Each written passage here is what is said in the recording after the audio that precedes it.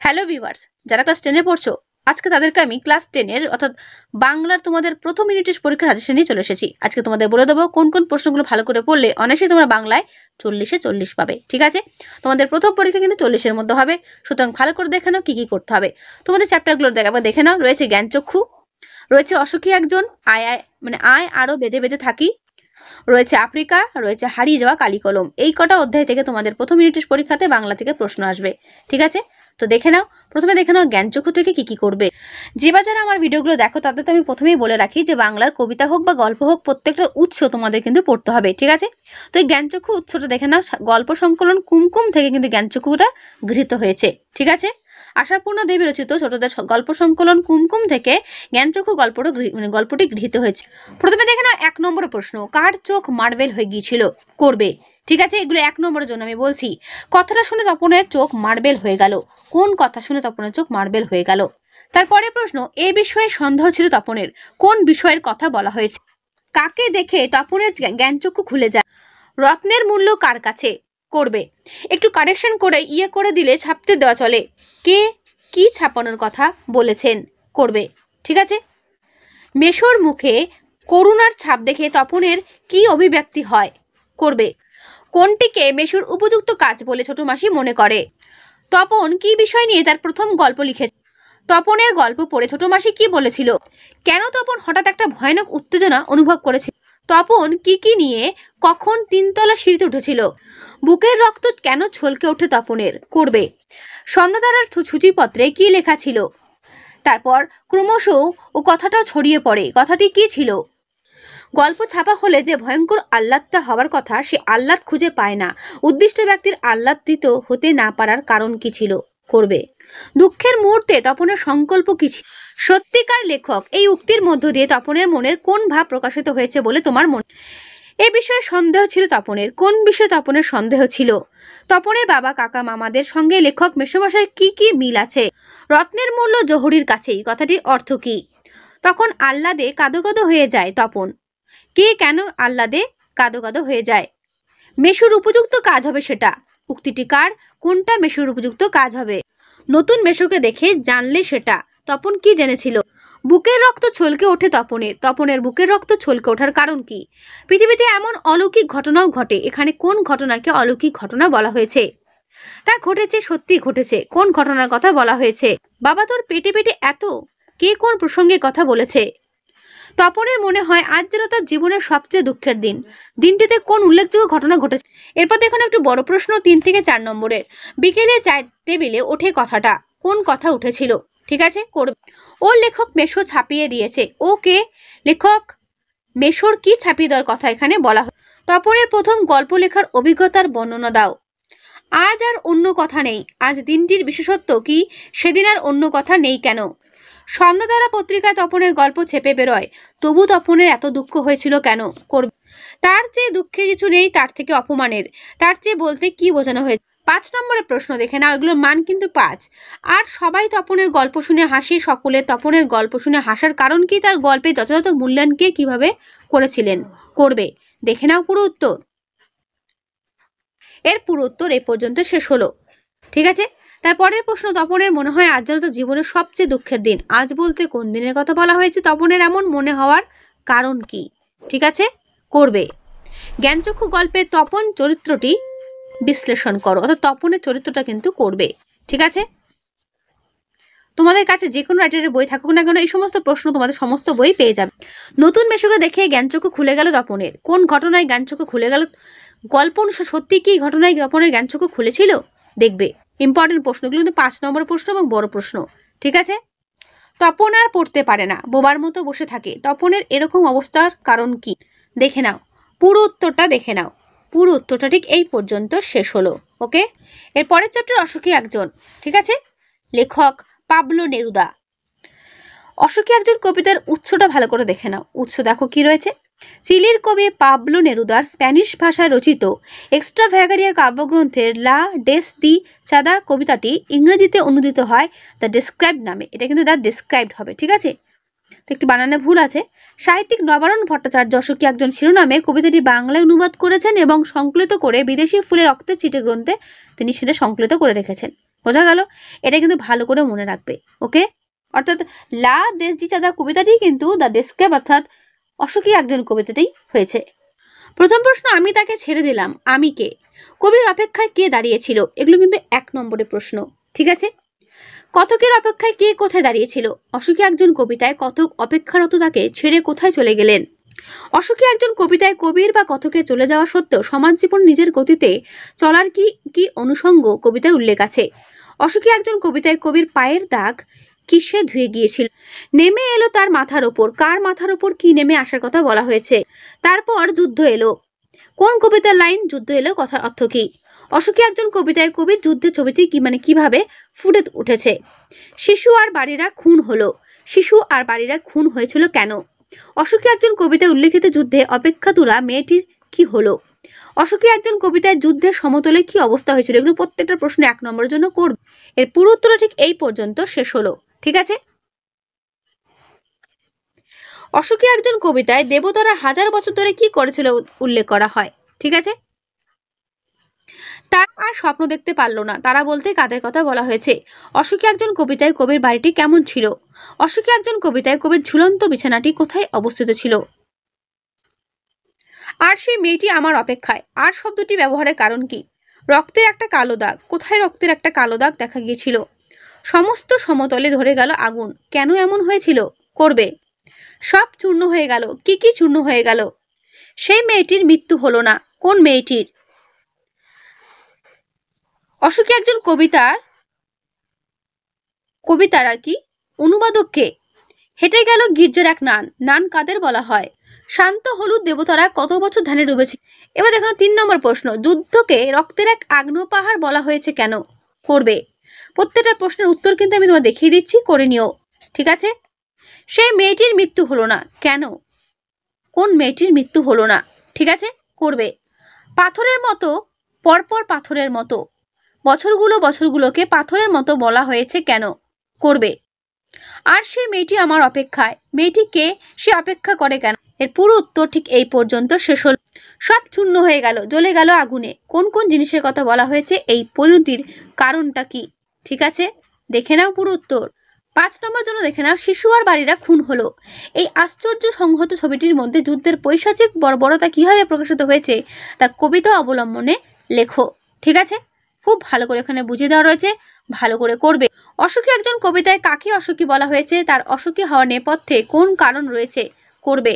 ভালো করে দেখে নাও পুরো উত্তর। এর পুরো উত্তর এই পর্যন্ত শেষ। এর পরের চ্যাপ্টার আয় আরো বেঁধে বেঁধে থাকি, লেখক শঙ্খ ঘোষ।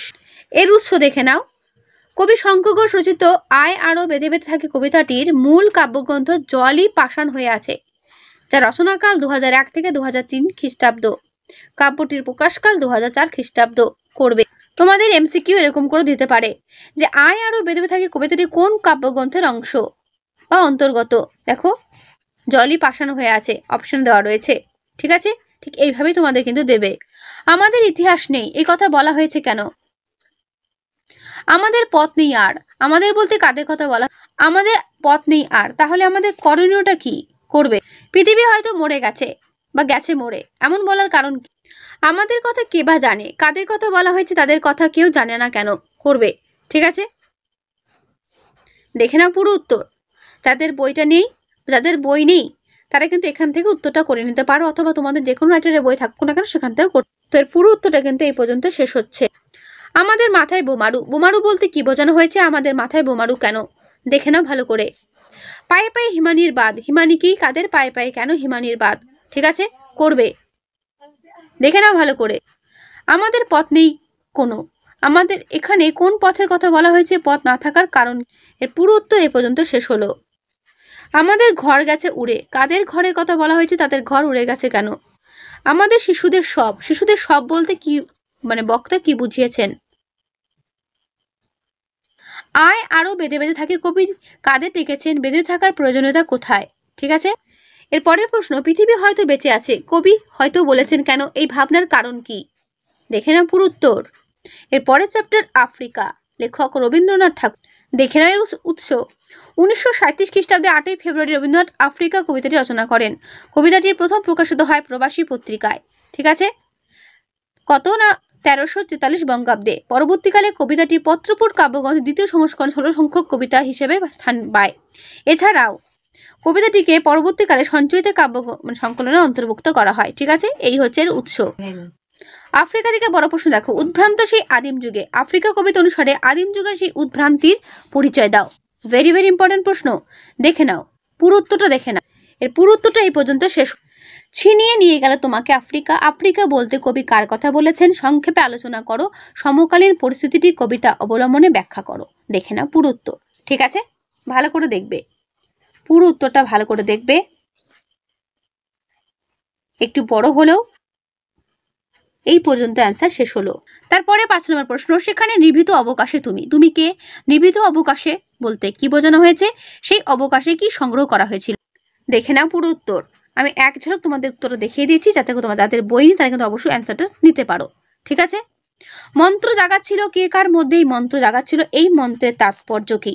এই এক একটা বড় প্রশ্ন তৈরি করলে তোমাদের 2 নম্বরের প্রশ্ন অটোমেটিক তৈরি হয়ে যাবে। ঠিক আছে, আলাদা করে পড়ার দরকার নেই। এর পুরো উত্তরটা ঠিক এই পর্যন্ত শেষ হলো। হাই ছায়াবৃতা। ছায়াবৃতা বলার কারণ কি? তার সম্পর্কে কবি কি বলেছেন সংক্ষেপে লেখো। অপরিচিত ছিল তোমার মানব রূপ। তোমার বলতে কার কথা বলা হয়েছে? তার রূপ অপরিচিত ছিল কেন? সেই মানবত রূপের পরিচয় দাও। দেখে নাও পুরো উত্তর। এর পুরো উত্তর ঠিক এই পর্যন্ত শেষ হলো। এলো ওরা লোহার হাত করি নিয়ে, নখ যাদের তীক্ষ্ণ তোমার নেকড়ের চেয়ে এলো মানুষ ধরার দল, মানে মানুষ ধরার দল। মানুষ ধরার দল বলতে কবি কাদের বুঝিয়েছেন? উদ্ধৃতাংশে তাৎপর্য ব্যাখ্যা করো। বড় প্রশ্নের জন্য ভেরি ভেরি ইম্পর্টেন্ট। ঠিক আছে, করবে। আমি যেগুলো দিচ্ছি সেগুলো ভালো করে দেখে যাও, পরীক্ষাতে এর মধ্যে কমন পেয়ে। এর পুরো উত্তর ঠিক এই পর্যন্ত শেষ হলো। চিরচিহ্ন দিয়ে গেল তোমার অপমানিত ইতিহাসে। কাকে কথা বলা হয়েছে? কিভাবে তার অপমানিত ইতিহাসে চিরচিহ্ন মুদ্রিত হলো? দেখে নাও পুরো উত্তর। উত্তর একটু বড় হলেও খুব সুন্দর করে দেওয়া রয়েছে, ভালো করে পড়বে। ঠিক আছে, এসো যুগান্তের কবি। যুগান্তের কবি কথাটি কি অর্থে ব্যবহৃত হয়েছে? যুগান্তকে বা যুগান্তের কবিকে কোথায় দাঁড়াতে অনুরোধ করা হয়েছে? তাকে কি বলতে অনুরোধ করা হয়েছে এবং কেন? ভেরি ভেরি ইম্পর্টেন্ট প্রশ্ন, করবে। ঠিক আছে, এর পুরো উত্তর ঠিক এই পর্যন্ত শেষ হলো। স্রষ্টা যখন নিজের প্রতি অসন্তোষে, এই অসন্তোষ কেন? রুদ্র সমুদ্রের বাহু। সমুদ্রকে রুদ্র বলা হয়েছে কেন? এগুলো 1 নম্বরের প্রশ্ন। প্রাচী ধরিত্রীর বুকে থেকে, প্রাচী ধরিত্রী বলতে কি বোঝানো হয়েছে? ঠিক আছে, ছিনিয়ে নিয়ে গেল তোমাকে। কে কাকে ছিনিয়ে নিয়ে গেল? করবে। বনস্পতি নিবিড় পাহাড়ে আফ্রিকার কি অবস্থা হয়েছিল? কৃপণ আলোর অন্তপুরে। আলোকে কৃপণ বলা হয়েছে কেন? বিদ্রুপ করেছিলে ভীষণকে। কিভাবে বিদ্রুপ করেছিল? আফ্রিকা কাকে হার মানাতে চাইছিল? নির্লজ্জ অমানুষদ বলতে কবিতায় কি বোঝানো হয়েছে? তোমার ভাষাহীন ক্রন্দনে। ভাষাহীন ক্রন্দন কার ছিল? এসো যুগান্তের কবি। কবির ভূমিকাটি কি হবে? যুগান্তের কবিকে রবীন্দ্রনাথ কোথায় দাঁড়াতে বলেছেন? মানহারা মানবিক কে? বলো ক্ষমা করো। কে কেন এই বাণী উচ্চারণ করবে? হিংস্র প্রলাপের মধ্যে হিংস্র প্রলাপ জিনিসটি কি? সভ্যতার শেষ পূর্ণবাণী। পূর্ণবাণীটি কি? এর পরের চ্যাপ্টার হারিয়ে যাওয়া কালি কলম। লেখক শ্রীপান্থ। ঠিক আছে, এর উৎস দেখে নাও। শ্রীপান্থর একাধিক রচনার মধ্যে উল্লেখযোগ্য একটি রচনা হলো কালি কলম মন। নির্বাচিত পাঠ্য হারিয়ে যাওয়া কালি কলম, কিন্তু রচনাটি এই কালি কলম মন রচনা থেকেই কিন্তু গৃহীত হয়েছে। ঠিক আছে, তাই উৎসটা কিন্তু প্রত্যেকটা যেগুলো আমি বললাম ভালো করে করবে। এরপর দেখে না বড় প্রশ্ন 5 নম্বরের। কথায় বলে কালি কলম মন লেখে 3 জন। একথা এখানে কথা বলতে কি বোঝানো হয়েছে? কথায় এরূপ বলে কেন? করবে। ঠিক আছে, দেখে নাও। এর পুরো উত্তর এই পর্যন্ত শেষ হল। আমরা কালিও তৈরি করতাম নিজেরাই। আমরা কারা? কিভাবে কালি তৈরি করা হতো? দেখে নাও পুরো উত্তর। এর পুরো উত্তরটা ঠিক এই পর্যন্ত শেষ হলো। কলম তাদের কাছে আজ অস্পৃশ্য। কাদের কাছে কলম অস্পৃশ্য? প্রাবন্ধিকের এরূপ বক্তব্যের কারণ। দেখে নাও পুরো উত্তর। ঠিক আছে, আমি বইটা আস্তে আস্তে সরাচ্ছি, তোমাদের যাতে পুরো উত্তর দেখতে কোনো রকম কোনো অসুবিধা না হয়। এই পর্যন্ত উত্তর শেষ হলো। পণ্ডিতরা বলেন কলমের দুনিয়ায় যা সত্যিকারের বিপ্লব ঘটায় তা ফাউন্টেন পেন। ফাউন্টেন পেন কলমের দুনিয়ায় কিভাবে বিপ্লব ঘটিয়েছিল? লেখো। Very very important. পুরো উত্তরটা দেখে না, পুরো উত্তরটা এই পর্যন্ত শেষ হলো। এই ফাউন্টেন পেনকে বাংলায় বলা হয় ঝর্ণা কলম। ঠিক আছে, এটাও করবে। আশ্চর্য, সব আজ অবলুপ্তির পথে। কোন জিনিস আজ অবলুপ্তির পথে? এই অবলুপ্তির কারণ কি? এই বিষয়ে লেখকের মতামত কি? করবে। যারা উস্তাদ কলমবাজ তাদের বলা হলো ক্যালিগ্রাফিস্ট বা লিপিকুশলী। লিপিকুশলীদের কাজ কি ছিল, তাদের সম্পর্কে প্রবন্ধে কি জানা যায়? করবে। ঠিক আছে, দেখে নাও পুরো উত্তর। কলমকে বলা হয় তলোয়ারের চেয়েও শক্তিধর, বিষয়টি ব্যাখ্যা করো। দেখে নাও পুরো উত্তর, দেখে নাও। এই পর্যন্তের অ্যান্সার শেষ হল। এবার দেখে নাও 2 নম্বর বা 1 নম্বর প্রশ্ন, প্রাবন্ধিক শ্রীপান্থের আসল নাম কি? ঠিক আছে, তারপরে প্রশ্ন, লেখে 3 জন, এই 3 জন কে কে? কালি কলম মন লেখে 3 জন, এ কথা বলার কারণ কি? কাল গুণে বুঝিবা আজ আমরাও তাই, কাল গুণে বলতে কি বোঝানো হয়েছে? লেখক শ্রীপান্থ ছোটবেলায় কিসে হোম টাস্ক করতেন? আমরা ফেরার পথে কোনো পুকুরে তা ফেলে দিয়ে আসতাম, মানে আমরা ফেরার পথে কোনো পুকুরে তা ফেলে দিয়ে আসতাম। বক্তা কেন তা পুকুরে ফেলে দিতেন? অক্ষর জ্ঞানহীন লোকে বলে, অক্ষর জ্ঞানহীনকে লোকে বলে, লোকে কি বলে? এ ছিল তাদের ব্যবস্থাপত্র। ভালো কালি তৈরির ব্যবস্থাপত্র কি ছিল? সুমেরিয়ান কাদের বলা হতো? ফিনিশিয়ান কারা? জুলিয়াস সিজারকে? স্টাইলাস কি? কাসকা কে ছিলেন? ঠিক আছে, করবে। চীনারা চিরকাল কি দিয়ে লিখে আসছে? খাগের কলম এখন কোথায় দেখা যায়? কুইল কি? লর্ড কার্জন বাঙালি সাংবাদিকদের ইংরেজি দেখে তাদের কি বলতেন? একজন পালকের কলম কোথায়, মানে এখন পালকের কলম কোথায় দেখা যায়? ঠিক আছে, করবে। কেরি সাহেবের মুন্সি কাকে বলা হয়? পালক কেটে কলম তৈরির জন্য সাহেবরা কেমন যন্ত্র তৈরি করেছিলেন? দার্শনিক তাকেই বলি, লেখক কাকে দার্শনিক বলেন? ফাউন্টেন পেন আবিষ্কারের ফলে কি হয়? ফাউন্টেন পেনের আবিষ্কর্তাকে? জন্ম নিল ফাউন্টেন পেন, ফাউন্টেন পেনের জন্ম বৃত্তান্তটি উল্লেখ করো। 2-1 জন সাহিত্যিকের নাম করে যাদের নেশা ছিল ফাউন্টেন পেন সংগ্রহ করা। হারিয়ে যাওয়া কালি কলমে বর্ণিত সবচেয়ে দামি কলমটির দাম কত? দাম? লাঠি তোমার দিন ফুরাইছে কথাটি মূলত কে কোথায় লিখেছে? নিবের কলমের মান মর্যাদা শেষ পর্যন্ত বাঁচিয়ে রেখেছিলেন কোন বিখ্যাত ব্যক্তি? সেই আঘাতেরই পরিণতি নাকি তার মৃত্যু? কোন আঘাতের পরিণতিতে তার মৃত্যুর কথা বলা হয়েছে? শ্রীপান্থ ছদ্মনামে লিখেছেন নিখিল সরকার। সিজার যে কলমটি দিয়ে কাসকাকে আঘাত করেছিলেন তার পোশাকি নাম কি? স্টাইলাস, মনে রাখবে। 4 খণ্ড রামায়ণ কপি করে একজন লেখক অষ্টাদশ শতকে কত টাকা পেয়েছিলেন? 7 টাকা। অনেক ধরে ধরে টাইপরাইটারে লিখেছেন বা লিখে গেছেন মাত্র একজন, তিনি হলেন অন্নদাশঙ্কর রায়। নিজের হাতের কলমের আঘাতে মৃত্যু হয়েছিল যে লেখকের, তার নাম ত্রৈলোক্যনাথ মুখোপাধ্যায়। ঠিক আছে, তো তোমাদের প্রথম ইউনিট পরীক্ষা সাজেশন এই হলো। বাংলা তোমাদের কটা চ্যাপ্টার ছিল আমি সাজেশন প্রশ্ন বলে দিয়েছি, এগুলো ভালো করে করো, এর মধ্যেই পরীক্ষাতে কমন পেয়ে যাবে। ওকে, তো আজকের এই ভিডিওটা আমি এখানেই শেষ করছি। কেমন লাগলো অবশ্যই আমি কমেন্টে জানিও, ভালো লাগলে লাইক করো ও বন্ধুদের কাছে শেয়ার করে দিও। ঠিক আছে, আর যদি কোনো রকম কোনো প্রশ্ন থাকে অবশ্যই আমাকে জানিও। ওকে, তো আজকে এখানে নেক্সট ভিডিওতে। ভালো থেকো সবাই, ভালো করে পড়ো সবাই।